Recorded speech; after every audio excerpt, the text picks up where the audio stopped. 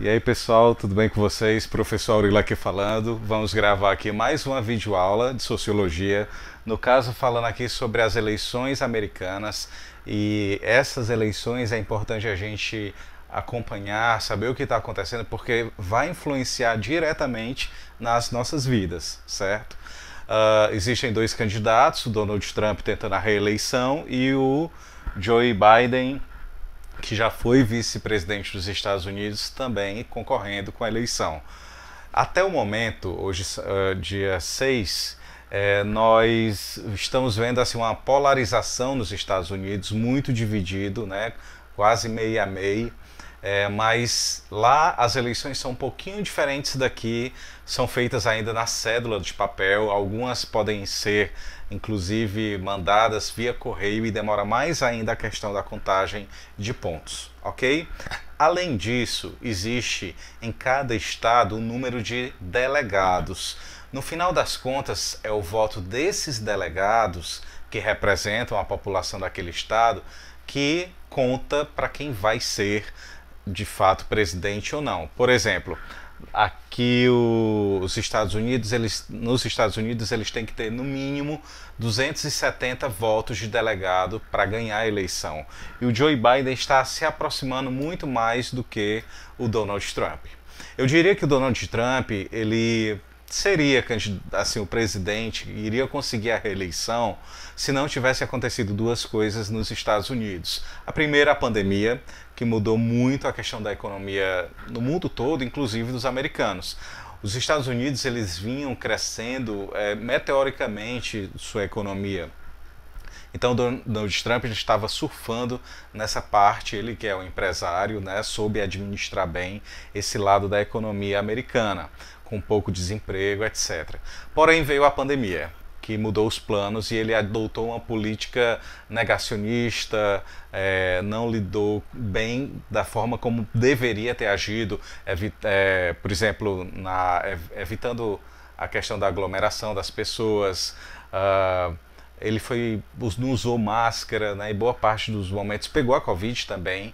Então, assim, essa postura dele de como lidar com a pandemia, minimizando, dizendo que era uma gripezinha e tudo, pegou mal para ele. E outra coisa que pegou mal também foi esses protestos antirracistas, com esses grupos extremistas que ele não se, digamos assim, não adotou uma postura de combater isso, né? Então, assim, esses supremacistas brancos, né, ele não puniu como deveria, por exemplo, punir. Então, essa postura, no caso daquele negro que foi morto, né, as pessoas fizeram vários protestos no mundo todo a partir daí. Isso também foi muito criticado, a postura dele perante esses atos, né, de racismo no país. Ok? Então, assim, nós sabemos que o governo brasileiro apoia o governo americano declaradamente, coisa que não deveria fazer, no sentido de cada presidente tem que se manter neutro na política dos outros países, né? Então, assim, não deve querer interferir. Aconteceu na Argentina, e o presidente que ganhou lá não era o que o do Brasil gostaria que tivesse ganho. Então, isso não fica legal, não é legal na questão de políticas externas. A Bolívia aconteceu a mesma coisa, né? O presidente tentou se meter e assim, não dá muito certo isso. Então, se o Donald Trump perder, como é o que parece até o momento, essas eleições podem durar muito tempo ainda, vai assim mudar muitas coisas em relação ao relacionamento com o Brasil, certo? Principalmente em termos ligados ao meio ambiente, a questão da Amazônia. O Donald Trump ele tinha saído do Acordo de Paris, que era um acordo assinado por vários países do mundo todo, se comprometendo em diminuir a poluição, o desmatamento, aquecimento global, etc. E se o Biden ganhar, eles voltam para dentro do Acordo de Paris. O Brasil ele confiava, o Brasil que eu digo assim, o governo confiava muito no apoio dos Estados Unidos, militar, queria entrar na OCDE, só que os americanos convidaram os argentinos. Então, assim, vantagens para esse apoio dos americanos a gente nota pouca, porque eles têm esses interesses sim econômicos para o lado deles, né? A taxa de importação de produtos de aço, de minério, né, de soja, eles aumentaram demais para o Brasil, as taxas para o Brasil. Então, assim, é um apoio que às vezes não é muito vantajoso do nosso ponto de vista, né? É mais vantajoso para eles. Mas as coisas podem mudar, tá?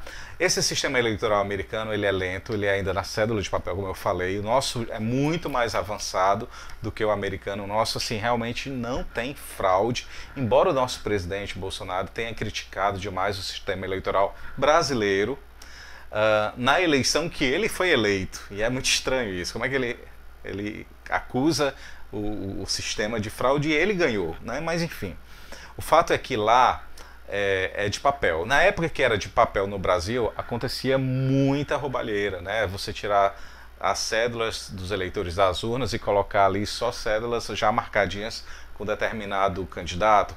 Isso acontecia demais Brasil afora. Então, hoje nós temos um sistema seguro.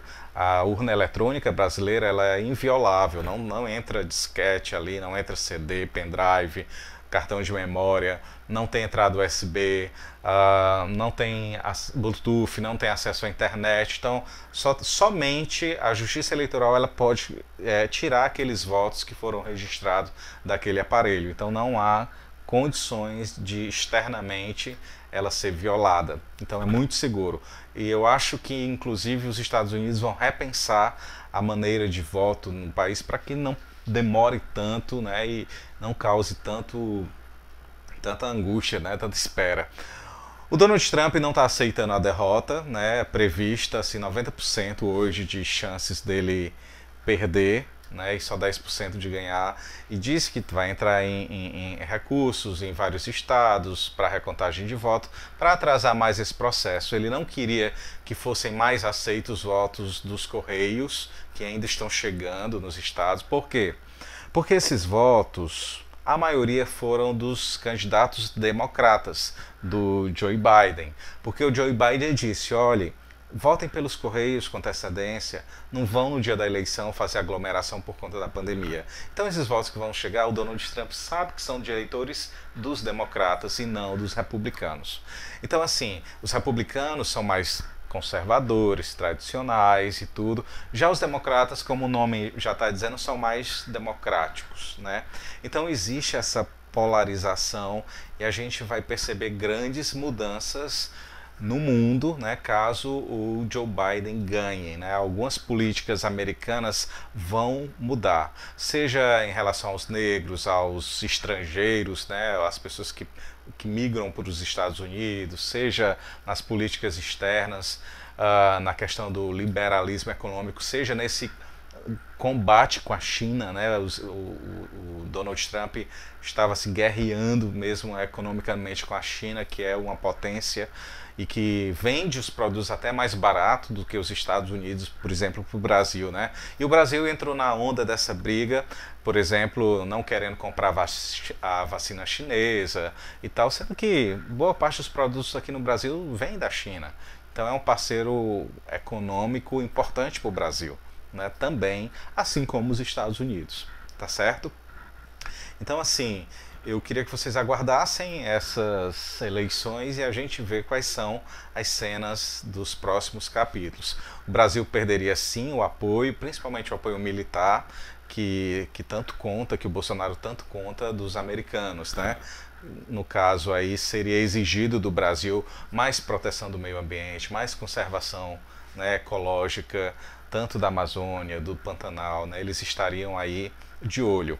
Os diplomatas, inclusive do Brasil, de vários países vieram ao Brasil para viajar, conhecer a Amazônia. O governo vai levar eles por uma rota que não necessariamente é a rota onde aconteceu as queimadas, para tentar mostrar que está sendo feito um trabalho bom, que está se evitando a queimada e o desmatamento. A gente não sabe bem se eles vão conseguir passar essa ideia que eles pretendem, ou se os diplomatas são mais inteligentes e veem que os dados dos satélites, da NASA, do INPE, etc., mostram que realmente o Brasil deixa a desejar com essa questão do meio ambiente, certo? Então, são políticas internacionais que interferem diretamente a nossa vida. Por exemplo, o dólar, com essa mudança, com essa saída do Donald Trump, possível saída, já está baixando, né? Porque os investidores estão vendo até com bons olhos aí a chegada do Joe Biden. E tomara que o dólar abaixe, né? Para a gente poder ter mais poder aquisitivo de compra, de importação, de comprar coisas de fora com o dólar mais barato, porque agora realmente não está valendo a pena, né? Tem que baixar mais. Antigamente, há 10 anos atrás, o dólar custava R$2, R$1,99. Hoje já está R$6, né? Então é absurdo. Pode aumentar mais ainda, dependendo dessas políticas aí que tanto o governo daqui como do mundo todo mude, né? E se a pandemia ela conseguir diminuir assim os seus desgastes e a economia possa crescer e voltar a ser o que era antes, aí o dólar pode então realmente baixar o preço. E é interessante para todo mundo, tá bom? Desde o celular que a gente compra, desde dos produtos, dos equipamentos do nosso dia a dia, desde a nossa comida, que muitas coisas vêm de fora, né?